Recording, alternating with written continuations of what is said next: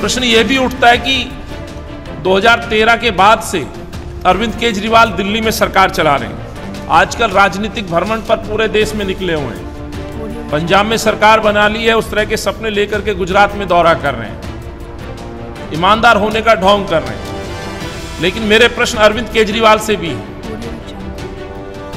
आप बार बार छोटी छोटी बातों पर एक दिन का सत्र बुला लेते हैं, विधानसभा का सत्र बुला लेते हैं, अपनी राजनीति करने के लिए विपक्ष पर कई तरह के आरोप लगाते हैं और सदन का इस्तेमाल अपने भाषण देने के लिए करते हैं, मीडिया में छपवाने का काम करते हैं।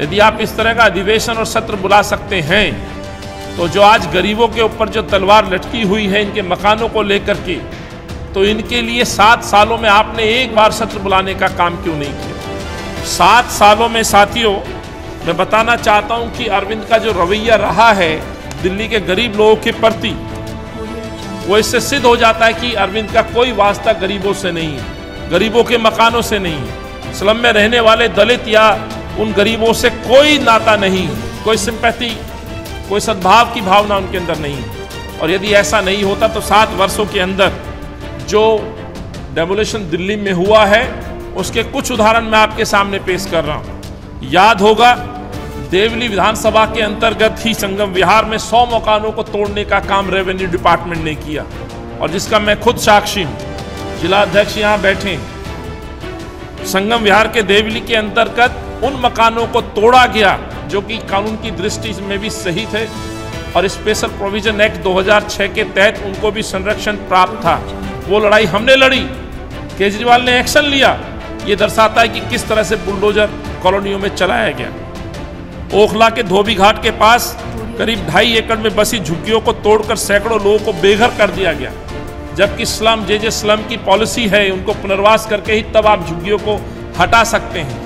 और इन पुनर्वास कॉलोनियों को भी बसाने के लिए स्पेशल व्यवस्था दिल्ली की सरकार, शीला जी की तत्कालीन सरकार, केंद्र में यूपीए सोनिया जी की सरकार, डॉक्टर मनमोहन जी की सरकार ने उनको वो अधिकार दिया है। उसके बावजूद बुलडोजर वहां चलाया गया।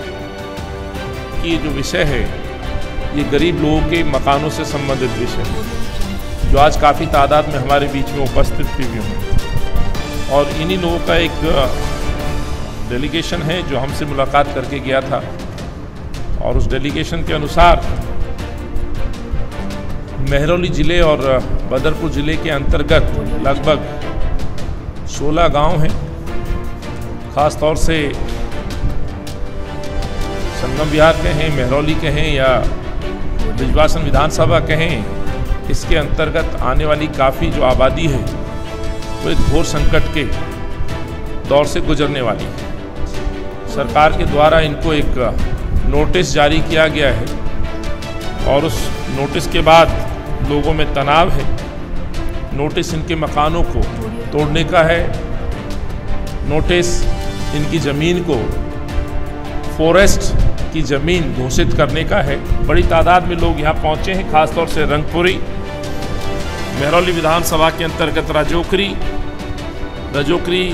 व हरिजन बस्ती, BSS कैंप, रामदेव का डेरा, चमेली का डेरा, KK कैंप व अन्य जगहों में जो रहने वाले लोग हैं, लगभग इनकी तादाद जो 50,000 से कहीं ज़्यादा है। आज उन पे बुलडोजर चलाने की साजिश भाजपा और दिल्ली के मुख्यमंत्री अरविंद केजरीवाल के मौन रहने के समर्थन के द्वारा की जा रही है और इसी वजह से आज हमें आपके बीच उपस्थित होना पड़ रहा है।